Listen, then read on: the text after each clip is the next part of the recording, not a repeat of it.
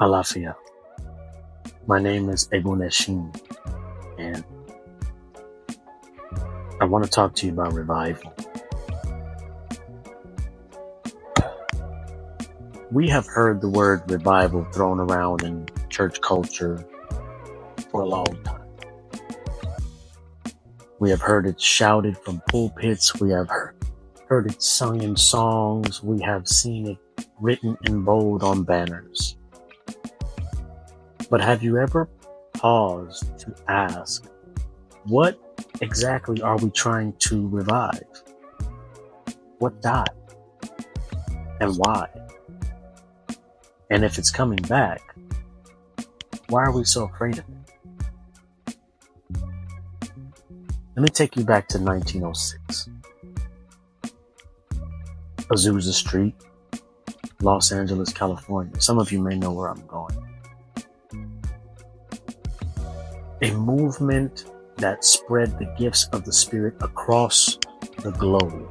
Hundreds of millions of people regard this movement as the birthplace of Pentecostalism in the modern era. What most people don't know, though, is that the man at the center of it, William J. Seymour, son of former slaves, his father fought in the Union Army, but his mother, she was a root worker, a practitioner and woman of spirit, someone who practiced what we would today call voodoo or hoodoo.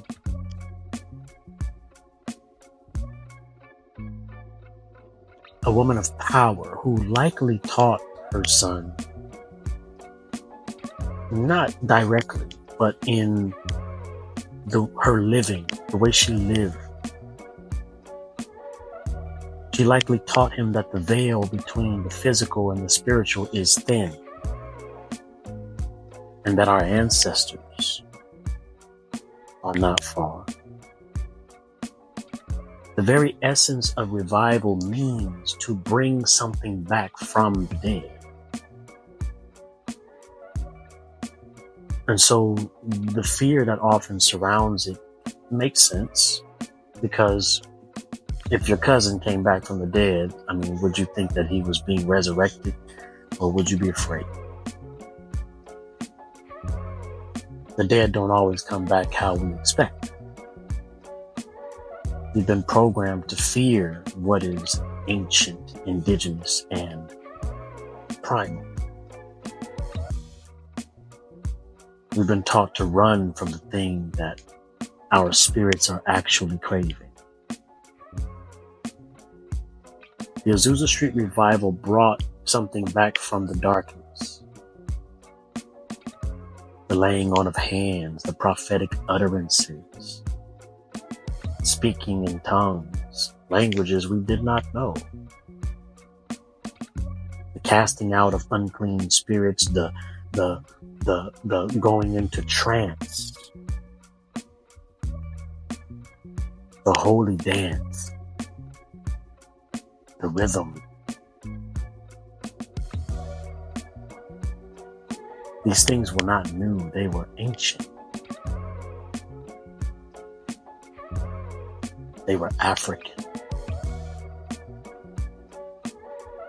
They were indigenous. They were the echoes of drums long silenced, now resounding again in our sanctuary. But we stopped there. We rewrapped the gift in Western language and left the roots behind.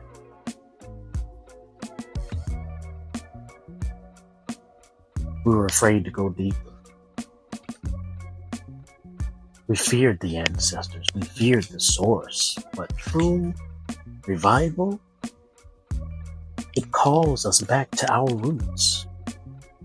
And if we want to see another one, we're going to have to dig up what we've been.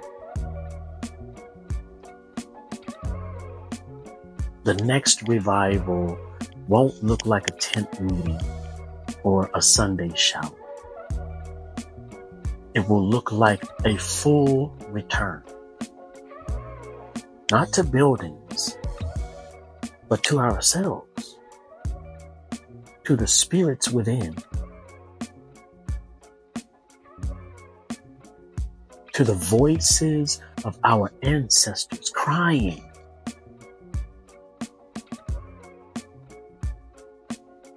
from beyond the grave, to the magic and the miracles that emerge from up out that grave.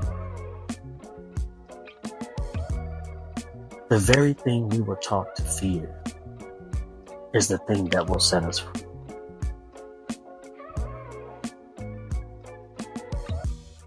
And so I invite you again to remember, to question, to reclaim, not to rebel, but to revive what is already yours.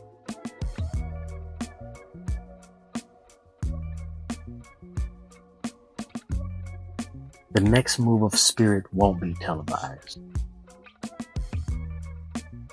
It will be internal. And it starts with you. I'll share with you how I'm doing. But it's going to require a deeper knowledge of what spirituality and spiritual embodiment truly is. Who you are, where you come from. Because what you hold in your hands is ready to be sharpened into the tools of your liberation. We'll talk about it as we continue the pilgrimage of the caravan on our way to our holy land, on our way to temple. We'll double.